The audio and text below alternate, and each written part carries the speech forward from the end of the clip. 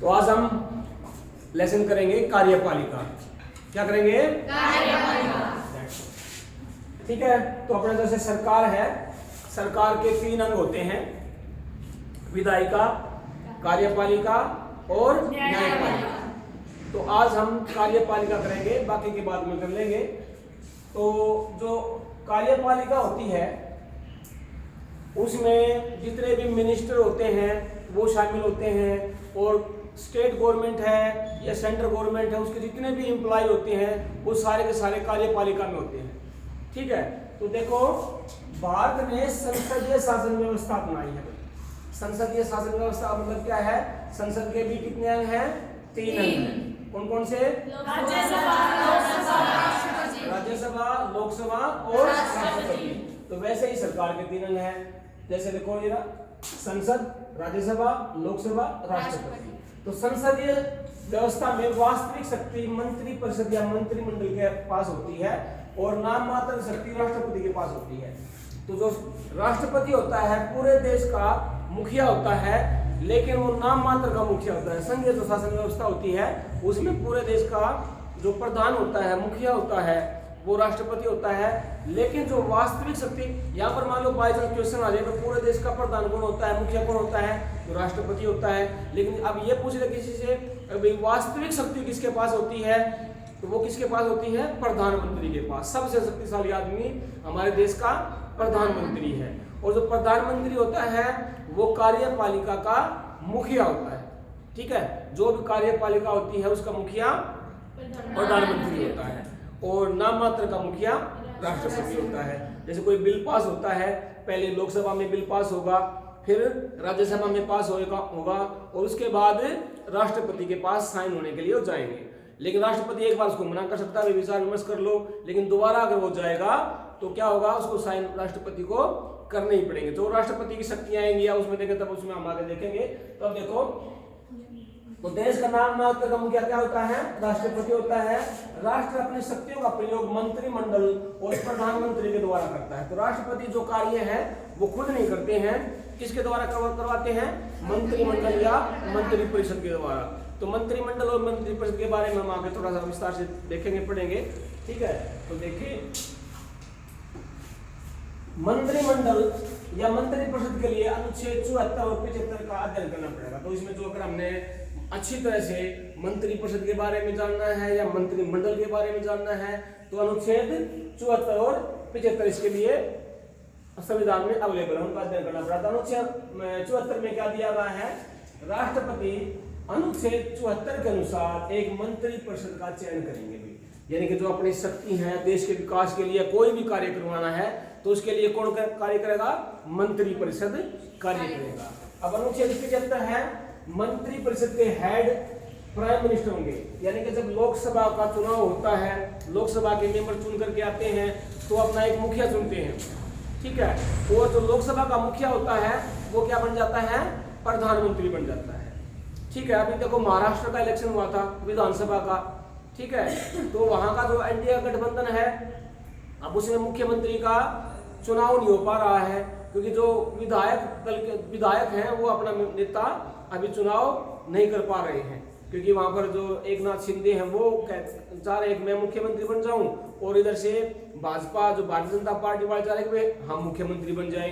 तो दोनों के बीच में अभी समझौता नहीं हो पाया है और उन्होंने अपना विधायक दल का नेता नहीं चुना है। जैसे ही विधायक दल का वो अपना नेता चुन लेंगे तो मुख्यमंत्री तय हो जाएगा और उनकी मंत्री परिषद भी या मंत्रिमंडल है वो बन जाएगा।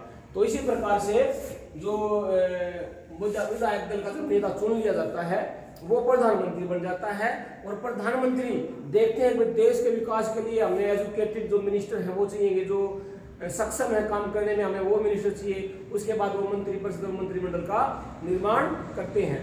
ठीक है, तब वो जो मंत्रिमंडल और मंत्री परिषद वो हम आगे आ जाएगा कि वो कहाँ से होने चाहिए वो हम आगे देखेंगे।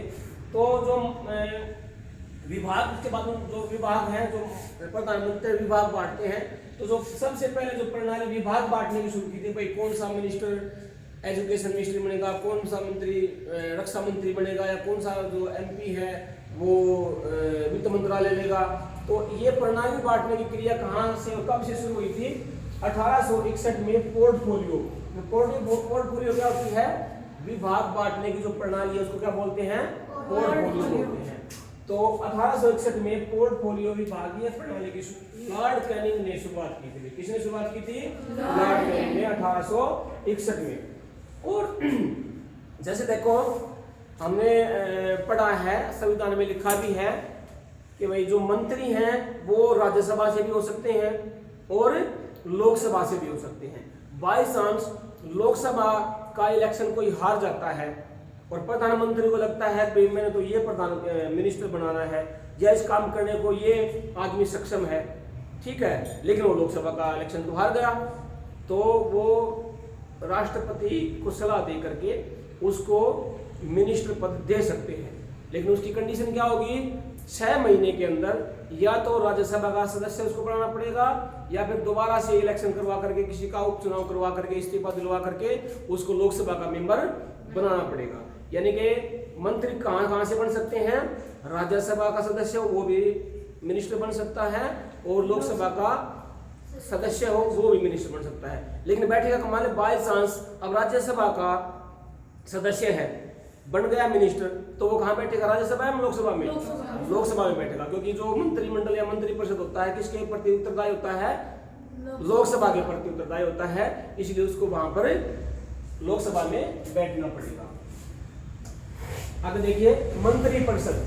मंत्रिपरिषद में कौन कौन से मिनिस्टर होते हैं? देखो सबसे ऊपर होता है कैबिनेट मिनिस्टर, ठीक है, उसके बाद होता है राज्य मंत्री, उसके बाद होता है राज्य मंत्री स्वतंत्र प्रभार, फिर उसके बाद होता है उप मंत्री। इन सब की अपनी अलग अलग पावर है, ठीक है। तो कैबिनेट मिनिस्टर होता है मतलब कि इसको जैसे पूरा का पूरा मंत्रालय इसको दे दिया था कैबिनेट मिनिस्टर को, ठीक है। अब जो राज्य मंत्री है वो क्या काम करता है? कैबिनेट मिनिस्टर के सहायक के तौर पर काम करता है। कैसे काम करता है? राज्य मंत्री कैबिनेट मिनिस्टर का सहायक मंत्री होता है राज्य मंत्री। राज्य मंत्री स्वतंत्र प्रभार लिखा हुआ है, इसका मतलब क्या है? भी बाई चांस कैबिनेट मिनिस्टर कहीं बाहर चला जाए, बीमार पड़ जाए, काम करने की स्थिति में ना हो, तो फिर निर्णय कौन लेगा? स्वतंत्र प्रभार वाले। तो हमने जैसे हम पहले भी बात कर रहे थे, ठीक है ना, चलो बात में कर लेंगे, तो थोड़ा मजाक का विषय था। तो कैबिनेट मंत्री जब काम करने की स्थिति में ना हो, बीमार पड़ जाता है या कहीं चला जाता है, तो राज्य मंत्री उसके फैसले लेंगे। उसके बाद होता है उप मंत्री। उप मंत्री का काम क्या है? जितने भी प्रशासनिक कार्य हैं वो कौन करेगा? उप मंत्री। एक बार फिर देख लो, कैबिनेट मंत्री पूरा मंत्रालय संभालता है, उसके सहायक के रूप में राज्य मंत्री काम करेगा। और अगर बाय चांस कैबिनेट मंत्री नहीं है, अनुपस्थित है, कहीं बाहर गया है, बीमार है, तो उसके लिए जो निर्णय लेगा, स्वतंत्र निर्णय लेने के लिए स्वतंत्र है, वो कौन है? राज्य मंत्री स्वतंत्र प्रभार। और जो उप मंत्री है वो क्या काम करेगा? सारे के सारे जो प्रशासनिक कार्य हैं वो देखेंगे। उसके बाद है मंत्रिमंडल। ये तो है मंत्रिपरिषद, ठीक है। मंत्रिमंडल है, मंत्रिमंडल में सिर्फ 2 ही मिनिस्टर होंगे, कैबिनेट मिनिस्टर और राज्य मंत्री। वो कौन सा? वो भी स्वतंत्र प्रभार वाले, ठीक है। तो जैसे कई बार क्या होता है भाई, जैसे प्रधानमंत्री बहुत ज्यादा बिजी पर्सन रहते हैं, तो जैसे ये निर्णय ये लेंगे, कोई एक्ट का पास करवाना है, बिल पास करवाना है, तो सारा का सारा जो मसौदा है ये तैयार कर देंगे। उसके बाद यहाँ पर वो मंत्री परिषद को दे देंगे, बाकी सारा काम फिर कौन करेगा? मंत्री परिषद करेगा। तो इनका काम है योजना बनाना और योजना को धरातल पे लाना मंत्री परिषद का काम है। समझ में आ रही है बात? यानी कि ये कैबिनेट मिनिस्टर और राज्य मंत्री अपन जो है बातचीत कर लेंगे, बैठक कर लेंगे, उसके बाद उन्होंने जो भी काम करवाना है वो मंत्री परिषद पे आ जाएगा, ठीक है। तो इन सभी की नियुक्ति कौन करता है? इन सभी की नियुक्ति राष्ट्रपति प्रधानमंत्री की सलाह पर करते हैं। यानी कि जो प्रधानमंत्री लिस्ट बना करके देंगे राष्ट्रपति को, उसी लिस्ट को जो राष्ट्रपति है उनको शपथ दिला देंगे। शपथ और त्याग पत्र दोनों राष्ट्रपति के द्वारा है। कोई शपथ भी राष्ट्रपति दिलाएंगे और जो त्याग पत्र लेना है वो भी त्याग पत्र खुद राष्ट्रपति नहीं ले सकते। किसकी सलाह पे लेंगे? प्रधानमंत्री की सलाह पे राष्ट्रपति जो भी मंत्रिमंडल है, मंत्री परिषद सदस्य है, एक तो शपथ त्याग पत्र ले सकते हैं, ठीक है। अब जो कैबिनेट मंत्री है, मैंने आओ तो हमने बात बताई था, जो महत्वपूर्ण जो मंत्रालय हैं वो सारे के सारे महत्वपूर्ण मंत्रालय कैबिनेट मिनिस्टर को मिलेंगे भाई। पेट्रोलियम मंत्रालय है, हेल्थ मिनिस्टरिंग है, या भाई विदेश मंत्रालय है, वित्त मंत्रालय है, एजुकेशन, जितना भी है मंत्रालय सारा का सारा कैबिनेट मिनिस्टर देते हैं। उसके बाद राज्य मंत्री वो सहायक है, हमने बात कर ली। राज्य मंत्री स्वतंत्र प्रभार होते हैं, उप प्रधानमंत्री उप मंत्री प्रशासनिक कार्य करते हैं। तो इसको हम एक ग्राफ के जरिए इसको समझेंगे। ये कौन है? पीएम है, ठीक है। अब जो पीएम है सारे काम तो पीएम से करा ले सकते हैं, उसको भी सहयोग चाहिए, तो अपने सहयोग के लिए किसको नियुक्त करता है? कैबिनेट मिनिस्टर को। उसके बाद फिर वही राज्य मंत्री आ जाएगा, फिर राज्य मंत्री स्वतंत्र प्रभार हो जाएगा, फिर उप मंत्री होता है। इस प्रकार का ये सारा का सारा जो किसके चारों तरफ घूमते हैं सारे के सारे पीएम के, सारा काम पीएम के जरिए होता है, ठीक है।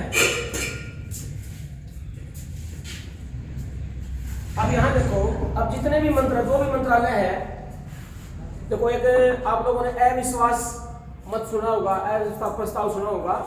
तो मान लो कोई भी मंत्रालय है या प्रधानमंत्री है, कोई भी निर्णय लेते हैं ना, वो सभी मंत्रियों को मानना पड़ता है, सही मंत्रियों को मानना पड़ता है, चाहे वो उसके पक्ष में हो चाहे विपक्ष में हो। अगर बाई चांस कोई एक मंत्री भी ये कह दे भाई मैं इस निर्णय को नहीं मानता, तो और बाई चांस जो विपक्ष है उस मंत्री के खिलाफ क्या ला देगा? अविश्वास प्रस्ताव ले आएगा। और मान लो अविश्वास प्रस्ताव पास हो जाता है तो पूरे मंत्रिमंडल को इस्तीफा देना पड़ता है, यानी कि सरकार गिर जाएगी अविश्वास प्रस्ताव पे। इसलिए जो भी गवर्नमेंट निर्णय लेती है, जो भी मंत्रिपरिषद निर्णय लेती है, उसमें सारे के सारे मंत्री उससे सहमत होते हैं। बाई चांस कोई सहमत नहीं होगा तो क्या हो जाएगा? अविश्वास प्रस्ताव ला करके पूरे मंत्रिपरिषद को विचार पत्र देना पड़ता है। देखो यदि किसी एक मंत्री के खिलाफ अविश्वास प्रस्ताव लाया जाता है और वह पास हो जाता है तो पूरे मंत्रिपरिषद को त्याग पत्र देना पड़ता है, ठीक है।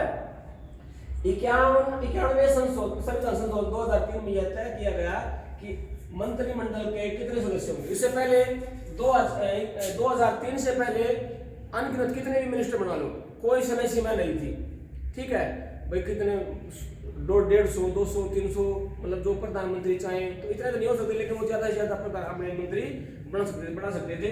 तो उस समय फिर वो मंत्रिमंडल बहुत ज्यादा बड़ा हो जाता था। तो इसको देखते हुए 2003 में संशोधन लाना पड़ा। तो उसका फॉर्मूला निर्धारित कर दिया गया। क्या फॉर्मूला निर्धारित किया? जो लोकसभा के जितने सदस्य हैं वो गुणा 15/100।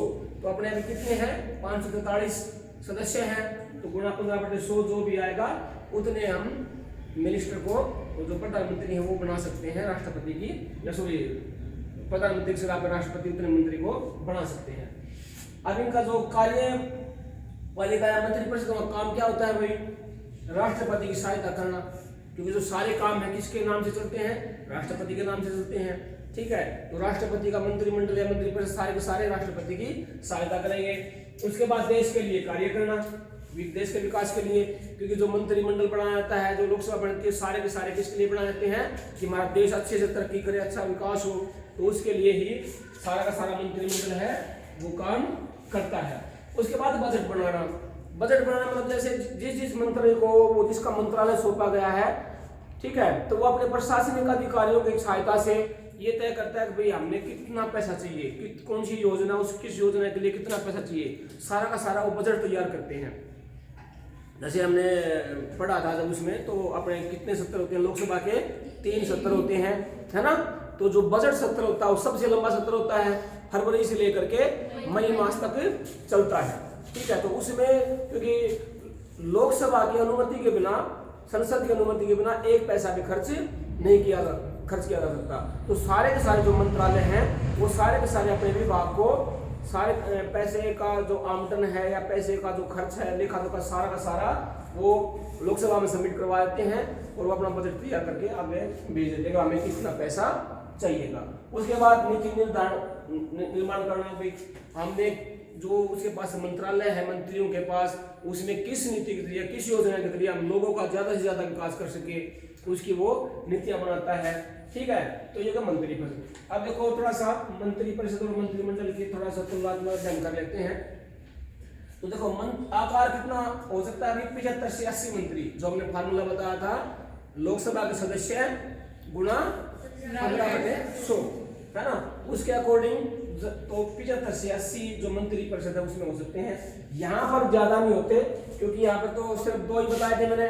कौन कौन से बताए थे? एक तो कैबिनेट मिनिस्टर होते हैं और राज्य मंत्री स्वतंत्र प्रभार होते हैं। वो दोनों निर्णय लेकर के, और जो उनको योजना बनानी है या जो एक्ट बनाना है वो मंत्री परिषद को सौंप देते हैं, बाकी काम मंत्री परिषद का हो जाता है। इसलिए यहाँ पर ज्यादा मंत्री और समूह नहीं है, यहाँ 15 से 20 मिनिस्टर होते हैं। ठीक है। अब शक्ति मंत्रिमंडल से प्राप्त करते हैं, क्योंकि दो होते हैं मेन यहाँ होते हैं। ये जो भी काम करेंगे वो मंत्री परिषद को काम करना पड़ेगा, होते वही हैं। ठीक है। ये थोड़ा सा बड़ा हो जाता है, छोटे इसमें दो ही होते हैं। तो मंत्रिमंडल से प्राप्त होते हैं। वास्तविक शक्ति इनके पास होती है और अधिक होती है जो मंत्रिमंडल, क्योंकि इसमें कैबिनेट मिनिस्टर और स्वतंत्र प्रभार राज्य मंत्री है, तो जो असली शक्ति है वो मंत्रिमंडल के पास है। ठीक है। और ये मंत्रिमंडल से शक्ति प्राप्त करते हैं। अब जो मूल संविधान के 74-75 में वर्णित इसका जो वर्णन है, और ये फिर 44वें संशोधन द्वारा संविधान में दिया गया है। तो जो मंत्रिमंडल, पहले मंत्रिमंडल नहीं था, जो मूल संविधान था उसमें मंत्री परिषद थी। ठीक है। तो जब जरूरत महसूस हुई तो 44वां संशोधन करके संविधान में मंत्रिमंडल के बारे में लिख दिया गया, मंत्रिमंडल भी होता है। अब एक वर्ड आता है किचन कैबिनेट। अब किचन कैबिनेट जो वर्ड है वो संविधान में नहीं है, कहीं पर लिखा नहीं गया है, वो वैसे ही मीडिया के द्वारा बना दिया गया है। जैसे कई बार क्या होता है, कोई कैबिनेट मिनिस्टर होता है, अपने घर पे ही राज्य मंत्री को बुला लेते हैं। ठीक है। तो घर पे कोई आदमी आएगा तो चाय पानी तो पिलानी ही पड़ती है, तो चाय पानी और नाश्ता करते जो मेन बातें होते हैं उनके साथ वो चर्चा कर लेते हैं कि भाई हाँ हमें ये बातें करनी है, तो उनकी सहमति बन जाती है और वो योजना तैयार करके किसको देते हैं? मंत्री परिषद को दे देते हैं, और मंत्री परिषद फिर बाकी का अपना सारा काम करती है। ठीक है। तो वो क्या है? किचन कैबिनेट का। तो यह नाम संविधान में नहीं दिया गया है, यह नाम मीडिया द्वारा दिया गया। जब कोई कैबिनेट मंत्री के कोई एक्ट बनाना या चर्चा करनी होती थी तब वे संबंधित मंत्रियों व अधिकारियों को घर पर बुला लेते हैं और चाय पानी के साथ चर्चा हो जाती है और काम भी हो जाता है। तो आओ भगत भी हो जाती है, घर में आना जाना भी हो जाता है और हमारा उनका काम भी हो जाता है। ठीक है। अब जो कार्यपालिका है या मंत्री परिषद मंत्रिमंडल है, उनकी योग्यता क्या होनी चाहिए? मंत्री बनने के लिए लोकसभा व राज्यसभा में से किसी भी सदन का सदस्य होना चाहिए, यानी कि दो सदन अपने राज्यसभा और लोकसभा, तो दोनों सदनों में से किसी एक सदन का सदस्य होना जरूरी है। अब लोकसभा के लिए कितनी उम्र निर्धारित करी गई है? 25 वर्ष, और राज्यसभा के लिए कितनी उम्र निर्धारित की गई है? 23 वर्ष, है ना। ये हमने अपने उसमें भी पूछा था लेकिन बता नहीं पाए थे। तो राज्यसभा के लिए 23 वर्ष उम्र होती है और लोकसभा के लिए 25 वर्ष होती है। यानी कि अगर हमने मंत्री बनना है, अगर लोकसभा से है तो 25 वर्ष में मंत्री बन जाएगा, और राज्यसभा से है तो वो 30 वर्ष की उम्र में ही मंत्री बन जाएगा। ठीक है। तो यदि कोई लोकसभा का चुनाव हार जाता है और उसका मंत्री बनाना अनिवार्य है तो उसको मंत्री बनाया जा सकता है, लेकिन शर्त क्या होगी? उसको 6 मास के अंदर किसी भी एक सदन का सदस्य बनना पड़ेगा। जैसे पीछे अरुण जेटली थे, ठीक है, उनको वित्त मंत्रालय सौंपा गया था, लोकसभा का इलेक्शन हार गए थे, लेकिन उनको राज्यसभा का मेंबर बना दिया गया और उससे पहले उनको वित्त मंत्री बना दिया गया था। अपने प्रधानमंत्री थे मनमोहन सिंह देसाई, प्रधानमंत्री थे, लेकिन वो लोकसभा के सदस्य नहीं थे। किसके सदस्य थे? राज्यसभा के सदस्य थे, लेकिन उनको प्रधानमंत्री बना दिया गया था। तो दोनों सदनों में से किसी एक सदन का सदस्य होंगे तो वो मिनिस्टर या प्रधानमंत्री बन सकता है। ठीक है। उत्तरदायित्व किसके प्रति होता है? तो जो असली जो ताकत होती है किसके पास होती है? जनता के पास होती है। किसके पास होती है?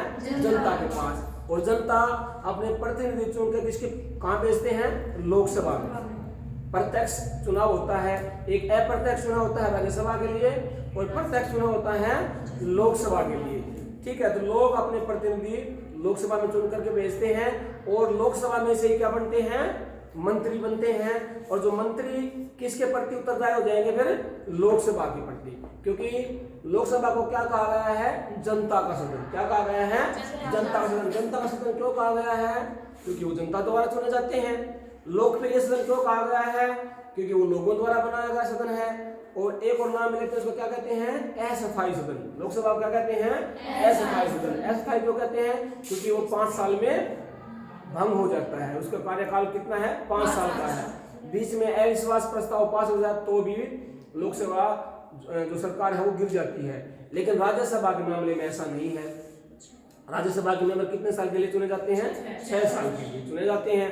और हर 2 वर्ष 1/3 मेंबर रिटायर होते रहते हैं। हर 2 साल में उनका चुनाव होता रहता है। ठीक है, तो 1/3 मेंबर रिटायर हुए, उनकी जगह नए आ गए, 1/3 रिटायर हुए, अगले 2 साल में फिर नए आ गए। तो वो क्या है? स्थायी सदन है, वो कभी नहीं गिरता है। वो क्यों नहीं गिरता है? क्योंकि संविधान में व्यवस्था की गई, बाई चांस लोकसभा भंग हो रही हो, मामला कोई कोर्ट में केस में पूछ गया हो, या कोई ऐसी स्थिति हो कि लोकसभा के इलेक्शन ना होने पाए हो, 5 महीने 4 महीने 1 साल निकल जाए, तो उसके लिए देश को कौन संभालेगा उस समय? तो उस समय देश को कौन संभालेगा? फिर राज्यसभा। कौन संभालेगा? राज्यसभा। क्योंकि राज्यसभा क्या है? स्थायी सदन है, वो कभी भंग नहीं होता, इसलिए फिर उनको स्थायी सदन बोलते हैं। ठीक है, तो मंत्री व्यक्तिगत तौर पर राष्ट्रपति को जवाब देंगे और सामूहिक तौर पर लोकसभा में जवाब देंगे। मान लीजिए जवाब देना पड़ जाए तो व्यक्तिगत तौर पर राष्ट्रपति जवाब मांग सकता है, तो उसको जवाब देना पड़ेगा। सामूहिक तौर पर लोकसभा में जवाब देना पड़ता है। तो जितने भी राज्य मंत्री हैं, क्या नाम है, कैबिनेट मिनिस्टर हैं, सारे के सारे किसके द्वारा? लोकसभा के प्रति उत्तरदायी होते हैं। कार्यपालिका में वे सभी कर्मचारी शामिल होते हैं जो प्रशासनिक कार्य करते हैं। इसमें राष्ट्रपति से लेकर के ग्राम सेवक तक शामिल होते हैं। ग्राम सेवक आपने देखा होगा, जैसे पंचायत होती है हर एक गाँव में। ठीक है, तो पंचायत में कौन होता है? सरपंच होता है। और सरपंच के जितने भी जो लेखा जोखा कार्य करता है, जो भी प्रस्ताव वगैरह लिखता है, वो कौन होता है? ग्राम सेवक। ठीक है, तो यानी कि इसमें राष्ट्रपति से लेकर के और ग्राम सेवक जितने भी कर्मचारी हैं, जितने भी एम्प्लॉय हैं, वो क्या होते हैं? कार्यपालिका के ही मेंबर होते हैं, कार्यपालिका के सदस्य होते हैं। ठीक है, लेकिन वो जो एम्प्लॉय होते हैं वो क्या होते हैं? स्थायी। क्या होते हैं? वो स्थायी होते हैं। जैसे अपने स्कूल में लगा लो, अपने स्कूल में दीपक से लेकर के और जो पीएन है और प्रिंसिपल अपने हैं, सरकार उनके सारे के सारे क्या हैं? कार्यपालिका के स्थायी सदस्य। ठीक है, लेकिन जो मिनिस्टर बनते हैं, लोकसभा के मेंबर होते हैं, वो क्या होते हैं?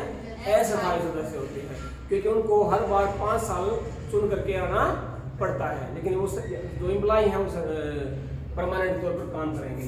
तो कार्यपालिका 2 प्रकार की होती है, एक तो स्थायी कार्यपालिका और अस्थायी कार्यपालिका। जो जितने भी प्रशासनिक काम होते हैं, जो एम्प्लॉय करते हैं, ठीक है, चपरासी से लेकर के और डीसी तक, ऊपर तक चले जाओ चीफ सेक्रेटरी तक, वो सारे के सारे स्थायी कार्यपालिका में आते हैं। और जितने भी जो नेतागण होते हैं वो सारे के सारे अस्थायी कार्यपालिका में आते हैं। ठीक है, वही कार्यपालिका होगा। समझ में आ गई सारी बात? ओके, बंद ना हो।